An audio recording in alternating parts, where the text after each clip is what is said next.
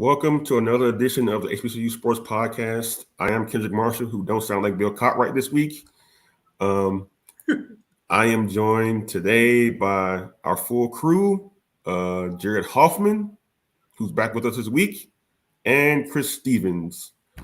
And tonight, boys, we got a whole lot to talk about. There was another interesting week of Black college football. Some races were decided. Championship games were set. A coach got fired after winning a game, which is ironic. And then we're going to get into our hot takes. And tonight officially starts college basketball season. So a lot to get into tonight on what will be another interesting show. Fellas, Benedict College, Albany State, they're going to play for the SIAC championship. Benedict, we all kind of knew they were going to be in the game after being undefeated all season. Albany State, they got in by way of their chinny chin chins with a 13-7 win in the Fountain City Classic over the weekend. So they're going to be the opponent for Benedict coming up on the 11th. So, fellas, who we got forecasting winning this game? I'll start with Chris.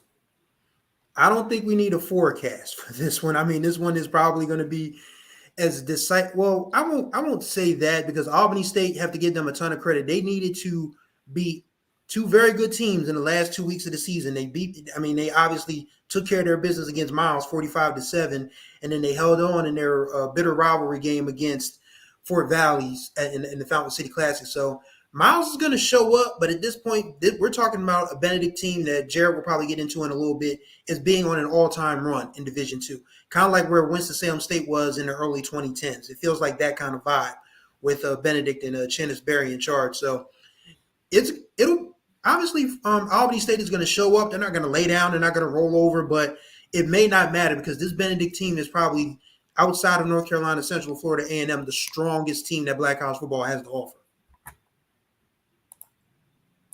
Jerry? What you looking at me for? What else do I need to say? I mean, come on, man. Benedict is the most dominant team we've seen, as Chris said, since Winston-Salem State in the early 2010s. This defensive line is one of the best that we've seen in HBCU football in a long time. When Chennis Berry said they can go 5-6 deep, they can go deep into their arsenal and find some guys that can make plays. Like Albany State, they went through a gauntlet to get here. You know, they beat a Miles team that looked like they were going to be the closest test to Benedict winning 2 straight SIAC championship games. They beat Fort Valley State, but remember, Miles had to beat Tuskegee. Didn't think it was going to be that easy. They made it look easy, but that wasn't a guarantee that Tuskegee was going to lose to Miles. So they had a lot stacking against them going into Saturday, and they overcame a lot of odds. So you applaud them for what they did to get here, and they're not going to be an easy test. They're going to give them some trouble on defense. You know, their defense is going to give Benedict's offense some trouble, but I mean, Aeneas Dennis is having an incredible season. You know, Noah Zaire-Scotland and DeAndre Duhart are, well, I don't know if Noah Zaire-Scotland is still hurt, but DeAndre Duhart is an incredible back. They're going to get a test from that Albany State defense, but Benedict's defense is just too dominant for me to even think about saying that there going to be any chance of them losing that game. So it seems like the both of you think that Benedict's going to win, but why would they not win? Why could they be primed for an upset? Start with you, Chris.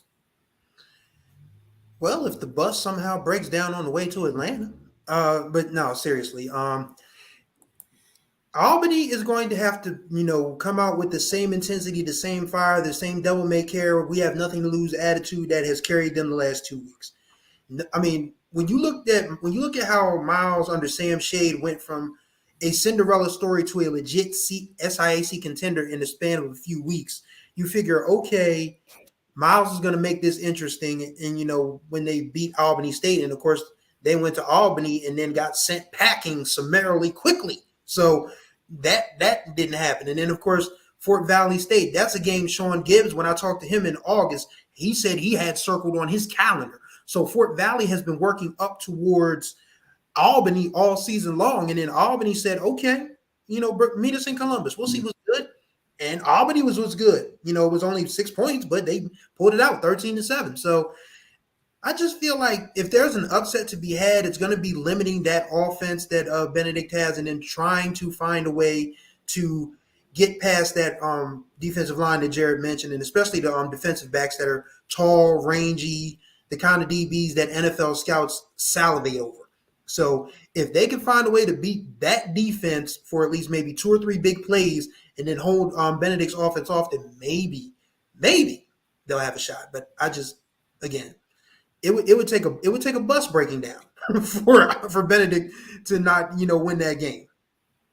Jared, any way Albany State wins in your mind? 2 ways: force turnovers and don't turn the ball over. One thing we don't talk about with this Benedict team is that their secondary is also incredibly good. They have 2 guys with over 3 interceptions in this season. You know, they have a bunch of guys with forced fumbles. So if you take care of the ball and you force turnovers like you did in that Fort Valley State game, which led to your win, you know, those 2 interceptions down the stretch in the fourth quarter, which each led to touchdowns, which to their eventual win over Fort Valley State. If you're able to make timely defensive stops and you're able to take care of the ball, and you're able to move the ball just well enough downfield to keep that defense on the field and tire them out, I think there's a chance that they're able to pull off the upset. Okay. So it's 100% that Benedict's going to win, but there's a small, very tiny percentage that Albany State can possibly hang in there and win, pull off the upsets. But we'll see, though, when that game happens. I'm pretty sure it'll be a competitive one for sure, maybe until Benedict pulls away. Over on the other Division II conference, the CIAA title game is set between Virginia Union and Fayetteville State. This one may be not as much of a consensus of who might win, as both teams. I think they have like really strong defenses, especially Fayetteville State. Now, Fayetteville State, they struggle to score, but they still find ways to win. If they can, I think for my money, if they can, you know, play really solid defense, don't turn the football over, keep the game close in the second half, they have a chance to beat Virginia Union. But any mistakes by Fayetteville State, they don't have the offensive firepower to come back or even try to survive a possible shootout. So fellas, I'm gonna start with Chris on this one. How do you handicap this game between Virginia Union and Fayetteville State? All season long, we have marveled at just how tremendous Jada Byers is as a running back. And, of course, he stepped up big again on Saturday against Virginia State, 27 carries, 155 yards, and a receiving touchdown, which is why this next caveat I'm about to drop on y'all is very important. Christian Reed threw the game of his life Saturday against a very good Virginia State secondary. You look at the numbers, you see 8 of 14, 151 yards. You figure, oh, that's pretty doggone pedestrian. 4 of those were for touchdowns to 4 different receivers. So we're talking about a quarterback now who is starting to get hot at the right time. You already have a running back that can get the job done. You have a solid defense. William Davis had 2 interceptions on Saturday. We are talking about a Virginia Union team that has walked through the fire and, you know, come out unscathed. I mean, the only blemish on their record, if you can call it a blemish, because Byers didn't play and they played in a monsoon, was that they lost to this very same Fayetteville State team.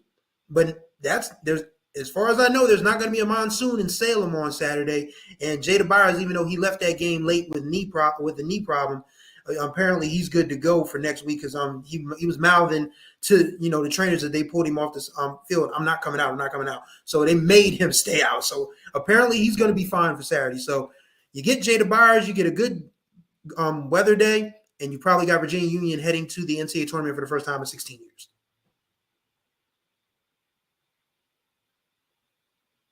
Well, I think Fayetteville State is a team that doesn't consistently make plays, but they make plays when they have to, if that makes sense. Like, there's so many games where you see Fayetteville State struggling to move the ball downfield, struggling to make a play on defense. And then when they need to, like against Winston-Salem State, where they fall down 17-0 in the first quarter, then all of a sudden they're making plays. It doesn't make sense, but it works for them. Now, the question is how much things will be different with Jada Byers in the lineup. Now, obviously, yes, it was raining crazy in that game. It may not be raining in Salem, but it's going to be cold in the mug down there. So can they handle the temperatures? Well, Fayetteville State has gone through it. They went through it last year. Can Virginia Union handle it? How will it work with Christian Reed, being able to make plays, because if you limit it to Jada Byers, he can do it by him. He can do it by himself. We've seen it. But this is the biggest stage that Jada Byers has been on. And how will he handle that Fayetteville State defense? So with that being said, I'd probably give the edge slightly to Virginia Union, which is going to sound very disrespectful to Fayetteville State, but I just think that defense of Virginia Union, which I haven't spoken about yet, with Armand Burden, those guys are dogs, and they are going to give the Fayetteville State O-line some problems all night. If that O-line can keep up blocks, it'll help, but I'm not sure that they can contain those Panthers pass rushers. So I'm going to say Virginia Union with a slight edge. Okay. Yeah, Jared, I gotta agree with you. This is going to be a really close game, but I think Virginia Union just has a little bit more talent, and a little bit more talent is probably Jada Byers to help them over the top and win that game. So they're going to be in the playoffs, it seems like. So that'll be good for them and their program. They've historically been a very solid football program, so there'll be no shame in them winning the CIAA. They'll deservedly so win that one if they're able to get past Fayetteville State. Speaking of programs that have a lot to brag about this weekend, Alcorn State, they knocked the block off of Southern at the reservation this past weekend, 44-21, to take over first place in what's been a crowded SWAC West all season long. The second quarter really undid Southern. Alcorn State put up 24 points in that quarter. Keenan Lehman, he had 2 interceptions. He had, one of them was a pick six, a forced fumble, a scoop and score. He was basically most of the offense for Alcorn State, but playing defense. He turned that performance into being named the FCS National Defensive Player of the Year. He got a nice award by Stats Perform today for his big game he had. He grew up in Baton Rouge, not too far from Southern, said the game was personal, and he took it out on Southern because they didn't recruit him as a high school kid. As a result of this, Alcorn State got a whole 1-game lead in the division with 2 more games left to play in the regular season. Fellas, based on Alcorn State's performance on Saturday and just based on their history of finishing at the end, is the SWAC race now officially over? Starting with Jared. I don't want to say it's over because I believe Southern still has to play Prairie View A&M. So I think I think that's this weekend too. So I think if Southern wins that game, it's virtually over because Prairie View, I believe, would have 3 conference losses, and Southern doesn't have the tiebreaker over Alcorn, who, if they win, would take a virtual 2-game lead over Southern, with Southern needing Alcorn to lose 2. That would virtually end it. So I'd say though, if Southern beats Prairie View, then it's virtually over. But right now, no, it's still anybody's division at the moment. But as that, I'm just not excited about this. I thought I was going to be way more excited about the SWAC West race. Man, I really wanted that game to be great. I wanted that game to be great so bad, but it was just a snooze fest as soon as Alcorn started rolling on Southern. And Southern has been just very disappointing, and they pretty much played themselves out of it with that one. So Prairie View is the only hope for this race to build up steam going down the stretch. But as of right now, it's not over. Yeah, Jared, like based on what you said, like it would seem to be over. Like Alcorn State's been hot the second half of the season. Prairie View's been up and down. They can't stop committing penalties. They can't stop getting their own way. So why do you think this race is not over, despite the fact how well Alcorn's played and how poorly everybody else has played? Well, I think because Prairie View I think Prairie View still has a chance to knock off Southern, and I think Alcorn, I know they play Jackson State, and I know there's one more team that they have to play that I don't, what is it, Texas Southern? Yeah. Yeah. So Texas Southern hasn't been bad. And remember, Prairie View has the tiebreaker over Alcorn. So if Jackson State is able to knock off Alcorn and Prairie View wins out, which is attainable because Prairie View, they play Southern this weekend, which if this past weekend was any indication, that could be an easy win for them. And whomever it is they play in their final game, which I believe is UAPB, if I'm not mistaken. And that's a very winnable game, if that is the game that I'm thinking of that they have remaining on their schedule. So I think Prairie View is still in the mix, basically. That to say it plain. They're still in the mix. But right now, Alcorn seemingly is the leader in the clubhouse. So, Chris, why is Jarrett Hoffman wrong? Well, shoot, I can't say he's wrong, honestly. I mean, yes, you would think that after just, ragdolling a Southern team that literally might be looking for not just a new quarterback, but possibly a new coach after this season, if you believe the Southern fan base. But right now, Jarrett has the point that Prairie View did beat Alcorn earlier this year, and just I like them playing lately. He'll probably end up beating Texas Southern, but that Jackson State game is no give me by any stretch of the imagination. I mean, it's Jackson State versus Alcorn State. The schools that gave us Walter Payton, Jackie Slater, Steve McNair, Fred McNair, for crying out loud, who's the coach now. Like, this is gonna. I mean, this is probably Sanders. The best college. No. No. Talladega gave us Deion Sanders, and they don't have a football program that we can blame for that. So, but yeah, it's probably the best college football game in Mississippi. So this is not going to be a gimme for Alcorn. Alcorn's going to have to go in there guns blazing, just like they've done the last few weeks. I mean, they've won 5 in a row, so it's not like they're a football team that's won by fluky dookiness or hook or crook. They're just really good, and they should be very good against Texas Southern. Will they be good enough to beat Jackson State now they made a quarterback change? Who knows? I don't think Jarrett Hoffman is wrong, but you're right, Chris. That last game of the season, the Soul Bowl in Jackson State ain't gonna roll over. They're trying to have an 8-win season, and they've been playing really good the last couple of weeks. So it's a rivalry game too.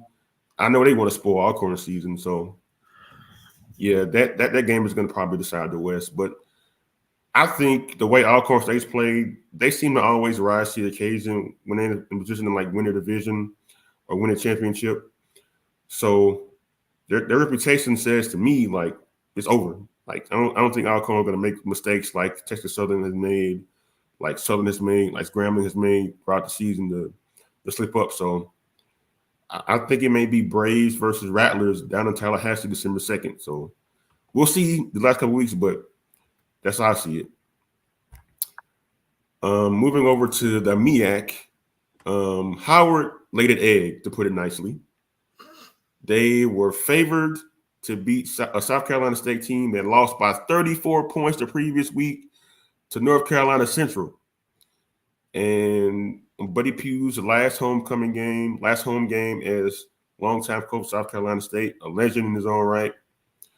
They blew a second half lead and ended up losing that one to fall into a tie for second place with South Carolina State. And what was supposed to be the game of this weekend, Howard versus North Carolina Central in DC, doesn't have that same luster now that Howard has lost. You see the question at the bottom of the screen there. Is that true? Starting with Chris. Well, I'm not going to say the allure is completely off of it. The luster isn't completely off of it, but it's pretty darn close. I mean, this was a Howard team that I watched in person, to quote Doc Rivers, play with their food against Delaware State, just a couple of weeks ago. So I don't think that, Larry Scott said it when I talked to him after the game and in the MEAC coaches conference the following Monday, that there was going to come a time when Howard just couldn't out-talent their mistakes. And that's pretty much what happened against about Buddy Pugh in South Carolina State. They had to know going in that this was going to be an emotional week. It's already been an emotional week for South Carolina State anyway, because Coach Pugh was named interim AD. There's a lot of hullabaloo behind that. It's his last homecoming game. Howard had to know that it was going to be an atmosphere befitting of a legend, that people were going to come out and just, lift that South Carolina State team up a few notches. And they didn't answer the bell. So now they have to, they would have had to beat North Carolina Central even if they were going in there unbeaten. Now they're just trying to, go in there and save some face. Can they compete with Central? Absolutely. But this is a Central team, once again, that will probably go down as one of the best 5 or 10 black college football teams in the last 35 years. Like literally just everything that you want in an HBCU champion, and an HBCU champion that could compete at an FCS level, Central has it. So the only way the luster can be worn back, can shine back on this game is if Howard gets off to a good start, which they haven't been known for all season long. And Central has been known to get off to some slow starts as well. So maybe that's the way they can get their way into it. But I just don't see again, this comes down to if bus transportation is an issue. That's pretty much it. If Central, shows up on time, then yes, they'll clinch the MEAC next weekend. Jarrett Hoffman, why is Chris wrong? Well, I didn't see the game, so I can't really say explicitly if he's wrong, because I didn't really get to see how Howard performed. But honestly, I don't think it matters. You lost to a team that the week before your top competitor blew them out the door. And you're competing with that team. You're not competing with anybody else. You came into the season not competing with anybody else. You were coming into this season to prove that your co-MEAC championship wasn't a fluke. And you looked good. You looked good against Eastern Michigan. You looked good against Northwestern. You laid an egg against Hampton, but you looked good against, who was it? One of those other schools, Presbyterian or somebody else, whoever it was. You looked good in those games. And you were coming into MEAC play and you were playing well. Well, solid. You were winning, basically. You go into South Carolina State looking to send a message before you host North Carolina Central, and in Buddy Pugh's final homecoming game, you don't finish the job. You were there, but you don't finish the job. Did they ruin their chances? Not really, because they still got to play the game, and they still, if they beat North Carolina Central, they lead the MEAC, because that was just their first conference loss. So they still have a chance to win it. Do I think they're going to win it? No, because why would I trust? They couldn't stop Jawan Howell. Great young back, and he has a bright future. But do I think that they're going to stop Mookie Collier? No. Do I think they're going to stop Davius Richard? No. So I don't think they ruined their chances to upset him. I just lost faith that they had a chance to upset him. Yeah, I don't think there's no way in Hades that they win this game this weekend. I mean, Jarrett kind of laid it out. They've been Dr. Jekyll and Mr. Hyde all season. They were on a mission to prove that their ring last year wasn't a Mickey Mouse one, and they really hadn't lived up to it to this point of the season. And North Carolina Central, after using UCLA, which was the game we really can't judge them on because Davis Richards ended up being injured early in that one, they have been pretty much playing to expectation. Yes, they have gotten some slow starts in some games, but they have enough talent and enough skill to get away with it. And they rose to the occasion against South Carolina State. And I don't think, as I said last week, I don't think this team's going to have a letdown at all the rest of the way. They ought to prove something to the college football world that, hey, like our championship was legitimate last year, and they undefeated in the MEAC. They look good. They beat some ranked opponents in the FCS this season. So it's going to be real hard for Howard to overcome all that. So I think Central clinches the division, not the division, the conference this weekend with another impressive win. I had a late addition to our discussion tonight. Some news that happened today.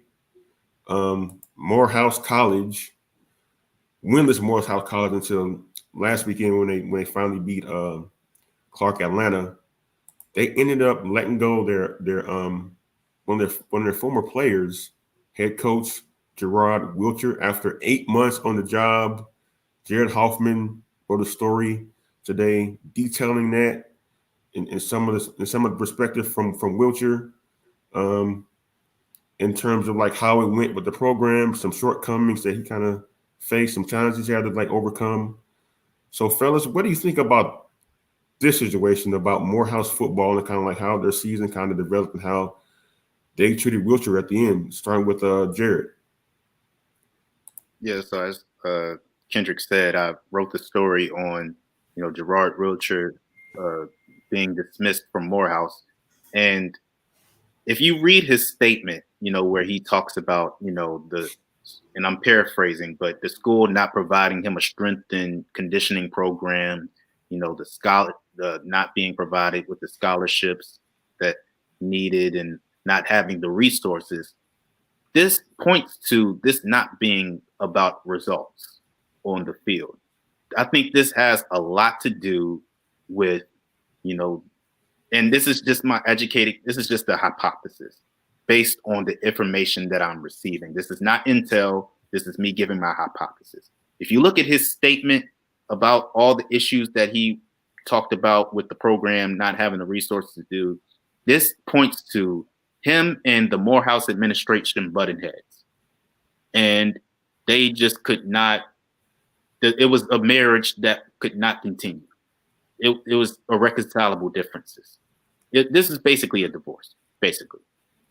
This doesn't seem like, because if you look at the results on the field, sure, they were 1-9. They lost 4 games by 20 points. They lost, 7 by double digits, not including Howard, because of course they were going to lose that game. But you look at the results on the field, of course it's going to look like that's why he got fired. But if you look at the actual stats, he outlined in the statement that if you look at the numbers, there's an improvement, and he's absolutely right. They committed less turnovers. They increased their yards of total offense.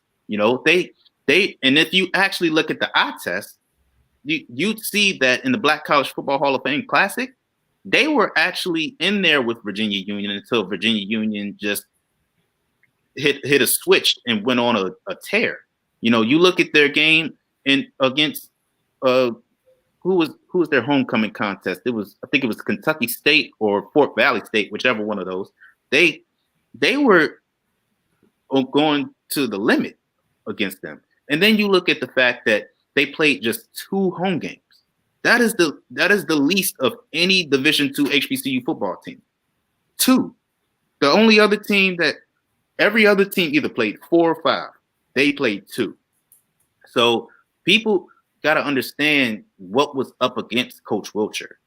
You know what I mean? And if you believe why would he lie? But if what is to believe with what he outlined in the statement about the school not providing him with the resources he needed to succeed, then this was a marriage doomed to fail from the start.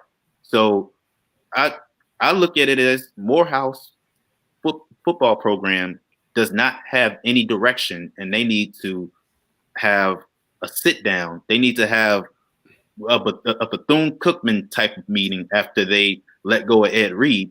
They need to have a meeting with the players. They need to have a meeting with the administration together, and they need to figure out where they go from here, because right now they look directionless. Chris, what are your thoughts on this? This is the third coach in Division II fired in 4 weeks. We've talked about the previous two. Of course, Willie Slater was the first to go at Clark Atlanta. And then, of course, there was the whole Howard Fagans fiasco at St. Augustine's. And now we have Gerard Wilcher. And I talked to Coach Wilcher in August when I was doing previews for HBCU Sports for SIAC football. And he mentioned the 2 home games and that they were going to be doing a whole lot of travel, and that he felt like things were kind of tight, but it seemed like he was a guy who wanted to do right by his alma mater. I mean, he mentioned that he was a player on the very last Morehouse team to win the SIAC, which happened all the way back in 1991.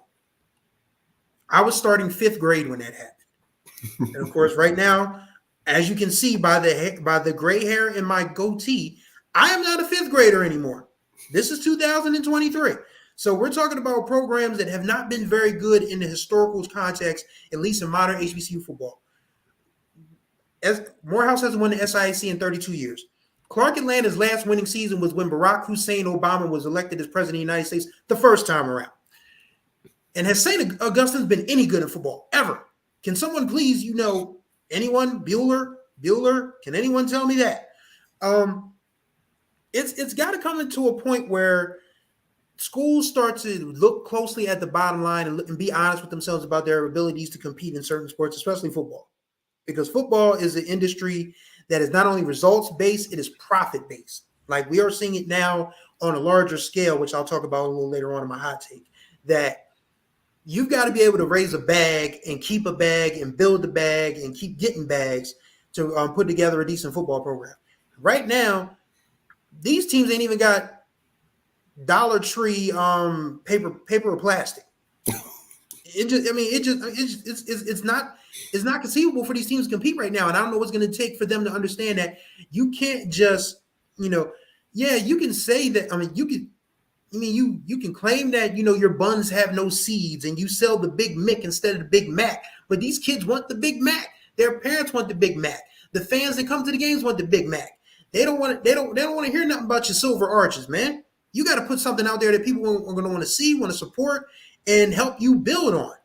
And just 3 of these programs that I mentioned have failed to do that beyond any reasonable comprehension over the last few years. So it just feels like, these programs are spinning their wheels, especially Morehouse and Clark. I mean, they have to really figure out if they want to compete in football or just continue to be the laughingstock, because that's really what they are at this point. I'm curious, why are these schools that struggle so much in football having these power struggles with coaches who obviously care about the program, want to see it advance, but yet when they either speak out or they try to do things their way, they're ousted?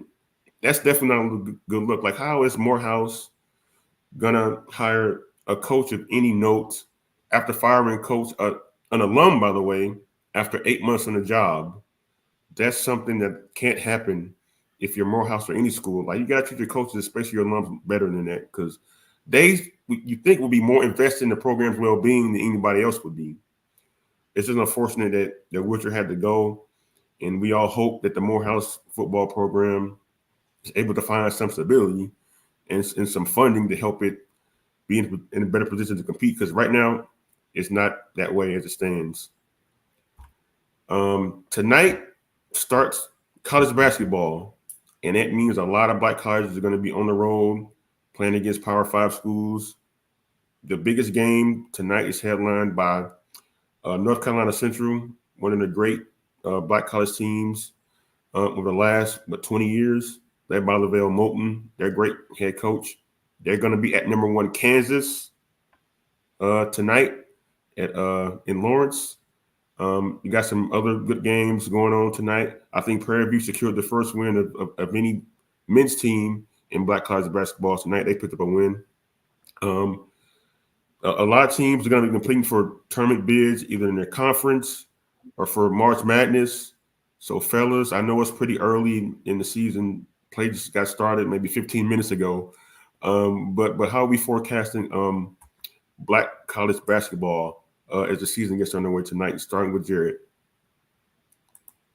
Well, I know that the men get a lot of the attention and a lot of the coverage, which fair, absolutely, but I want to give the women some love. I want to talk about Norfolk State.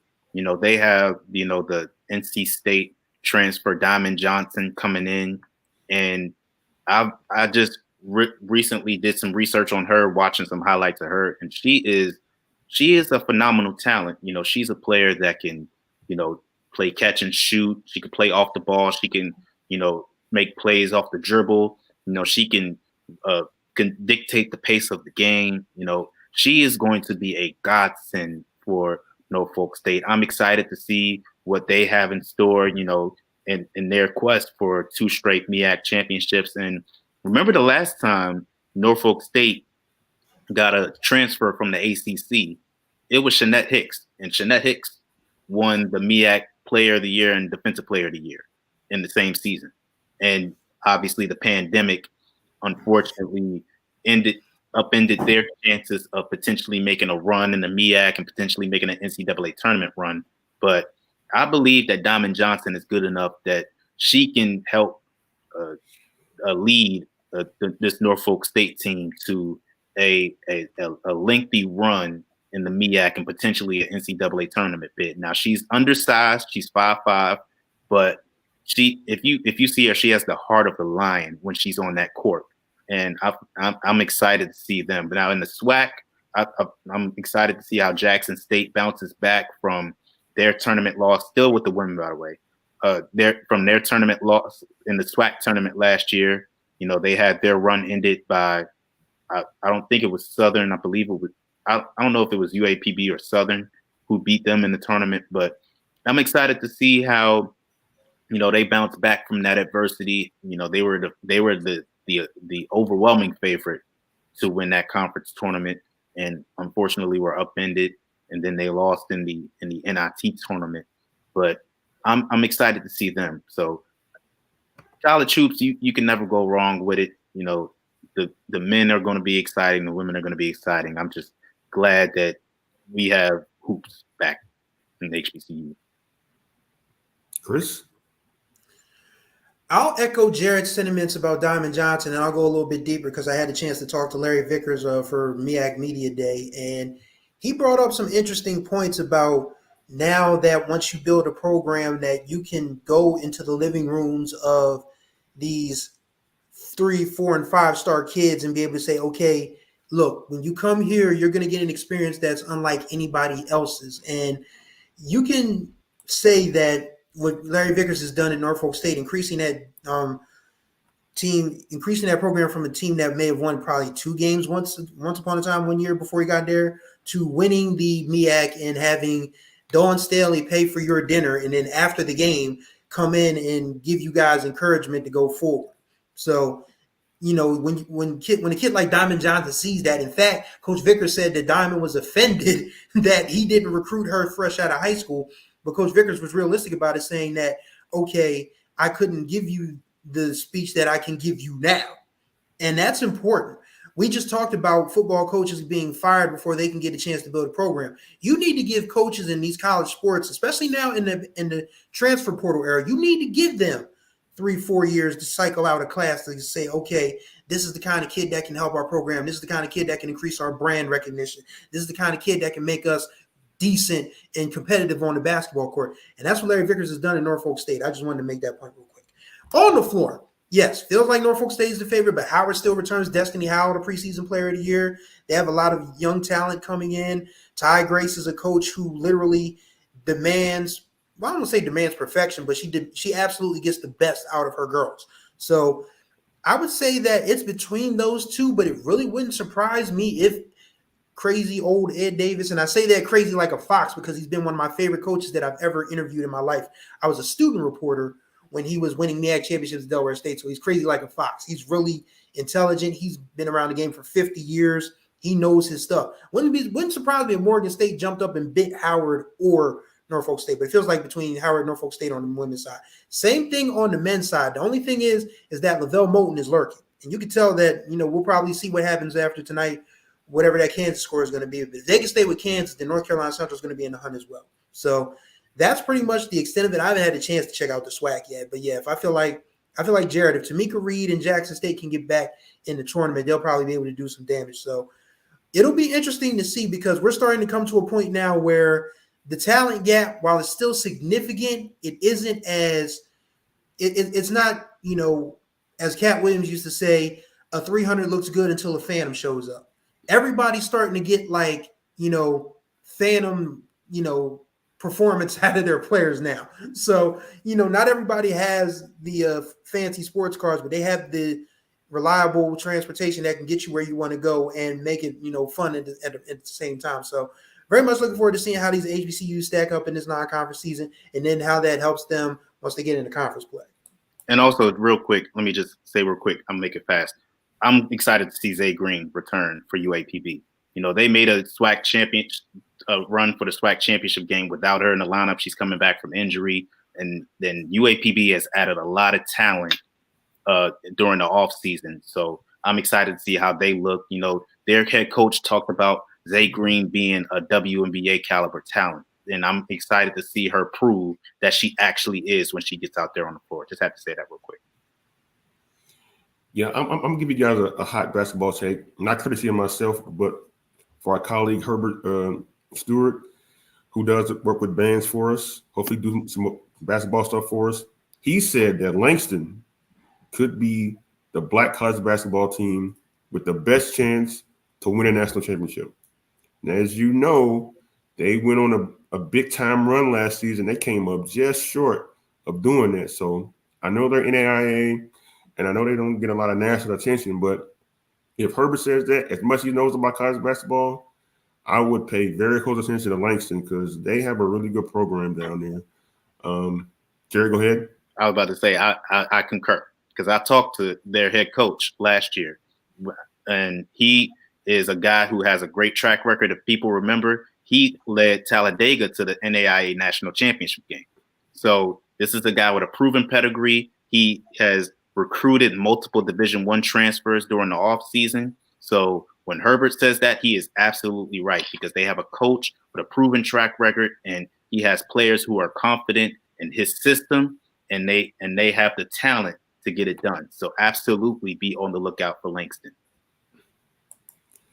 Yeah, now we're going to get to one of my favorite parts of the show, all of our hot takes, and I can't wait to hear Jared's one. I'm going to say this for last. I don't know. Apparently he got a doozy tonight. Yeah, but I'm gonna start with Chris on this one.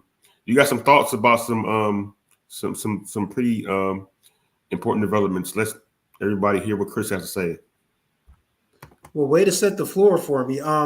In case you missed it over the weekend, because it really went unreported in national news, because why would the national news, national sports media, mention the potential end of their golden goose? But that's what happened when a Northern California judge ruled against the NCAA in the House versus NCAA case. The court granted all three damages to classes to the plaintiffs. The NCAA is now facing a potential judgment in the multiple of billions of dollars. This comes from Midwinter of Winter Sports Law. And the case is also seeking to eliminate all NIL compensation restrictions. What does this mean, good people? It means that the NCAA could be living on borrowed time, because when you stop, restricting kids from being able to make the amount of money they can make off of NIL deals, you start, holding colleges accountable for the way they treat their athletes or don't treat their athletes. That means that the NCAA is looking at a world where the athletes run the whole thing now after 100 years of bureaucratic administration from ADs, college presidents, college chancellors, or what have you. And the reason this is important because HBCUs, as innovative as we were in our beginnings, in our rise to the top, we've fallen off the cliff when it comes to staying abreast of what's going on in the world today, especially in college sports. So my question is, for every AD, every chancellor, every president, every HBCU league commissioner, are you paying attention? Because the NCAA, as we know it, if this case goes all the way through in the way that it's expected to, are you prepared for the end of the NCAA? And if you're not, what are you going to do about it? Because right now we are talking about, yes, we have a world where there are going to be 2 super conferences next year, pretty much playing for 6, I think it's eight spots actually in the FCS playoffs. We're going to have these super conferences that are probably going to take up at least 2/3 of the NCAA men's and women's basketball tournament spots. This is a short-term gold mine for them, but if the legislation and the court dates go through the way they that this recent ruling goes, the NCAA could cease to exist as we know it. And as long as HBCUs have been a part of NCAAs, we've never gotten a fair shake anyway. We mentioned that on a previous episode where the NIL agreement fell through because the SEC didn't want to help black colleges after making money off the backs of black colleges and athletes that would have went to black colleges for the last 50 years. But we knew that was coming. So my challenge is to every AD, my challenge is to every chancellor, every president, every sports committee person at an HBCU, every county, every HBCU commissioner, pay attention, get together, start planning, because people, unfortunately, and when we have loved ones that are in the end stages of things, you have to start, final planning and everything. You might want to start final planning for the end of the NCAA, because right now they're losing court cases left and right, and they're not going to be able to afford these. What's the word I'm looking for? Shucks. Appeals. Yes, appeals. They're not going to be able to afford all these appeals. They're not going to be able to afford all these lawyers and different things to keep fighting against these judgments. So the NCAA could literally just break off into whatever happens in the next 5 to 10 years, and HBCUs could be, caught, left holding the bag, so to speak. So I want every chancellor, every AD, every commissioner to just say, look, we got to start thinking about ourselves, because the NCAA hasn't been thinking about us for a long time. And when they cease to exist, they definitely won't think about it. So that's just something I wanted to put out there. Yeah, Chris, it's funny you mentioned like how the landscape is changing. We didn't get to it in our college basketball discussion, but people might not have noticed or read about, but the NIT isn't going to be the same format as it has been in the past. Like, no longer will you get an automatic bid if you win the regular season and fail to get into the big tournament. It's going to be pretty much everybody's going to be in at large. So if you're one of these teams out here who wins the SWAC or wins the MEAC regular season title, but you do not win the conference tournament, you might not even get a chance to continue playing basketball. Your season could be over. And so it seems like with the movement around conferences, the expansion of realignment, it's a big power grab. And the power grab is by these big-time colleges at the Power 5 level. They don't want to share their resources with us as the SEC established by not helping NIL legislation go through, making it more equitable for everybody to afford to compensate these athletes. So yeah, like black colleges, as Chris said, they got to prepare for the possible end, at least difficulty for schools to be able to prosper in the way things are going now. I'm gonna go next because I really want to have Jarrett be the cherry on top of this hot take night tonight. And I'm gonna preface this by saying, ignore the hat I'm wearing. It's a nice hat of a great school, but it does not influence what I'm about to say. As you know, Jackson State football has first-year head coach T.C. Taylor, who took over for you knows who, who's at you knows where, and is having a real hard time winning. so far this last few weeks. But Taylor, his replacement, is 7-3. He's one of 4 first-year coaches in the SWAC.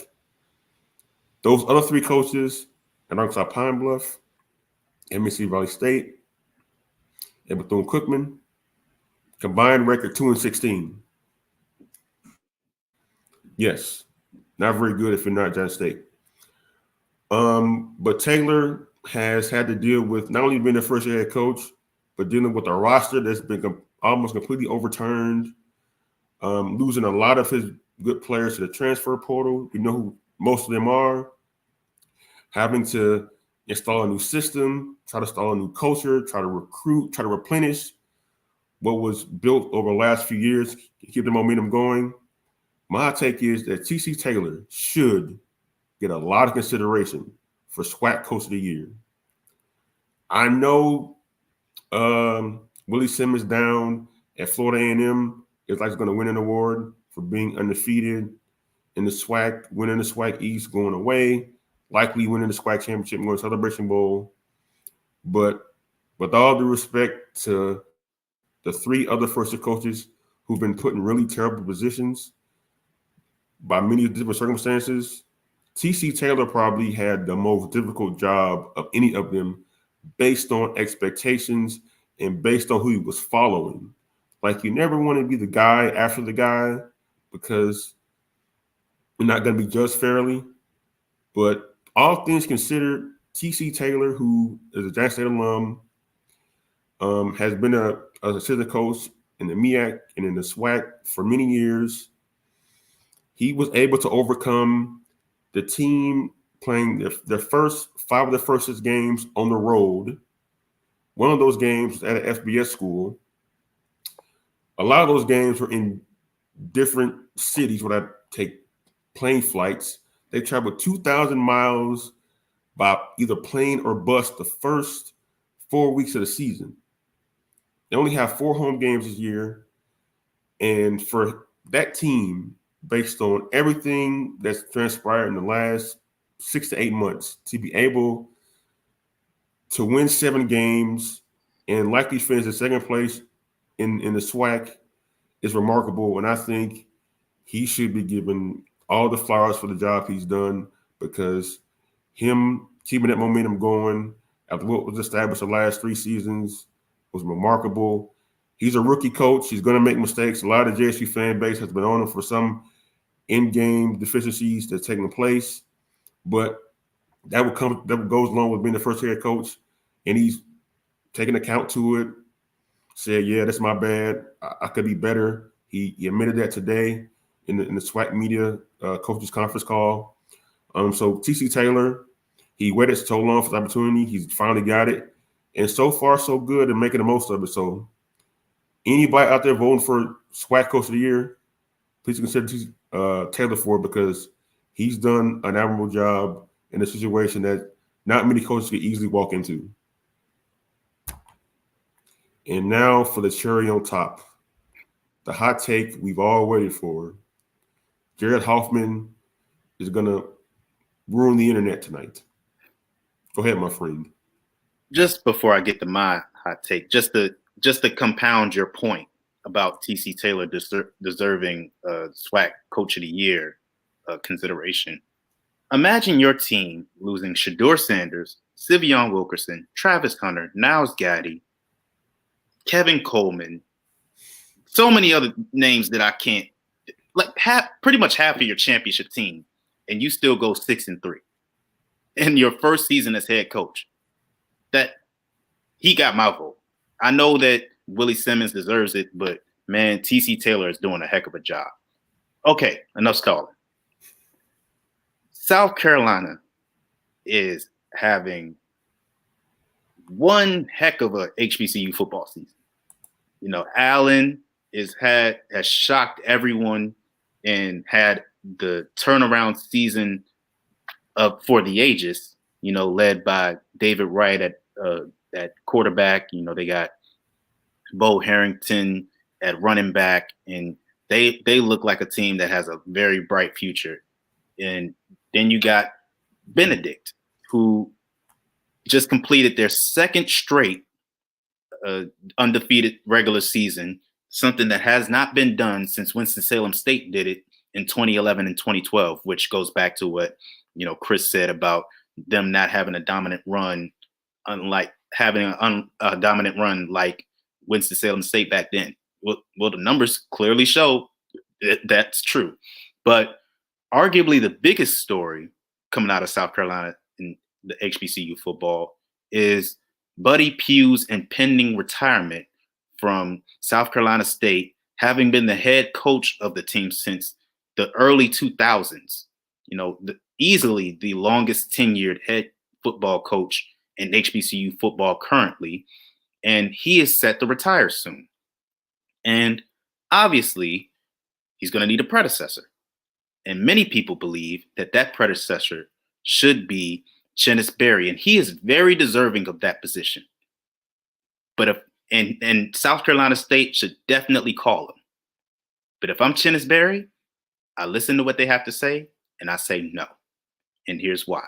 Now, let me preface what I'm about to say with, there's nothing factual about what I'm about to say. I'm not about to say Chennis Berry isn't ready for this position. I'm not about to say that South Carolina State doesn't deserve him. I'm not about to say anything like that. This is truly an emotional take that I'm about to give. Benedict is a team that prior to Chennis Berry coming in as head coach, they had not even sniffed an SIAC title. And Chennis Berry came in and injected new life into that program. His first season, they went 5-5. Next season, they're undefeated and they win their first ever SIAC championship. And they looked primed to do it 2 straight years. When it comes to HBCUs, in recent years, we haven't seen too many powerhouse programs.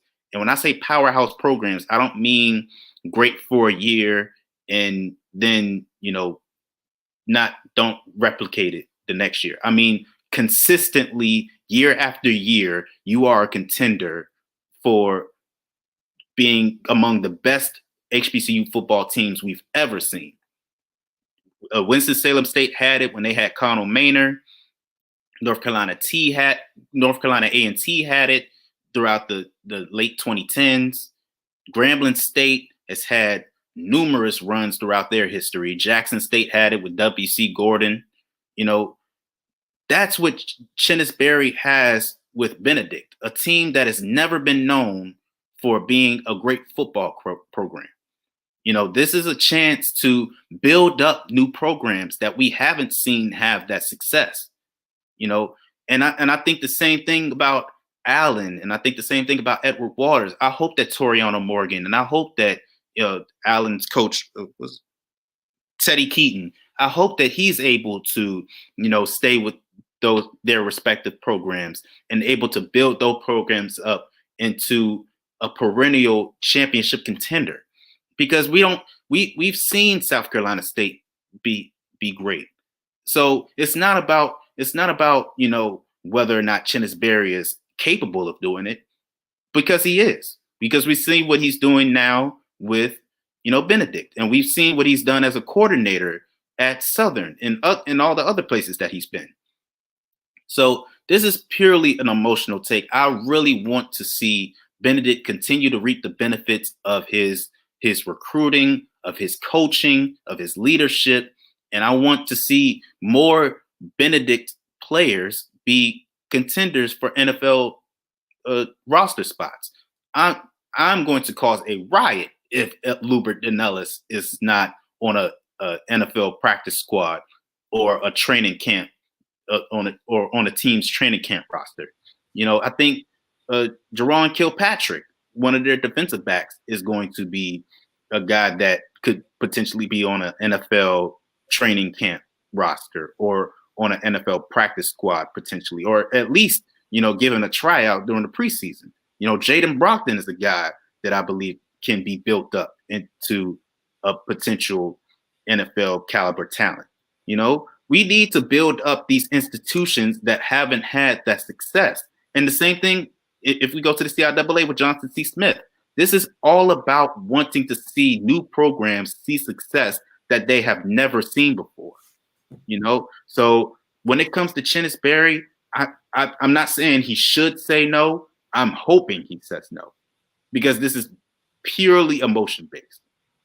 But at the end of the day, money comes into play. He has a family, so I can't tell him what to do. If he believes that that's the best decision that he has to make to produce a better better life for the people around him, then more power to you. I wish you all the success, because at the end of the day, it's still within HBCUs anyway. But I'm hoping that he remains with Benedict and build up that program, and we eventually look back on them in the history books and say Benedict was one of the greatest dynasties we have seen in HBCU football, like Damon Wilson, Bowie State. But anyway, yeah, that's my thing.